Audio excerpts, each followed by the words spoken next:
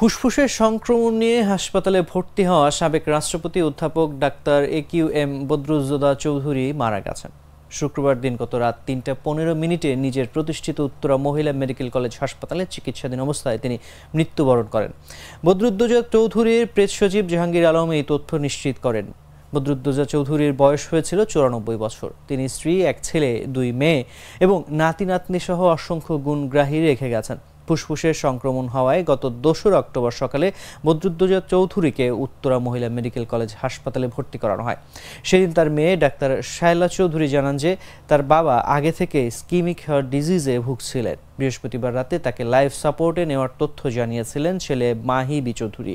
তিনি বাবার জন্য দেশবাসীর কাছে দোয়া চেয়েছিলেন। খ্যাতিমান চিকিৎসক ও প্রবীণ রাজনীতিক বদরুদ্দোজা চৌধুরী ১৯৩০ সালের ১১ অক্টোবর কুমিল্লা শহরে নানাবাড়িতে জন্মগ্রহণ করেন। তার বাবা অ্যাডভোকেট কফিল উদ্দিন চৌধুরী কৃষক প্রজা পার্টির সহসভাপতি, যুক্তফ্রন্টের সাধারণ সম্পাদক এবং তৎকালীন পূর্ব পাকিস্তানের প্রাদেশিক মন্ত্রিসভার সদস্য ছিলেন।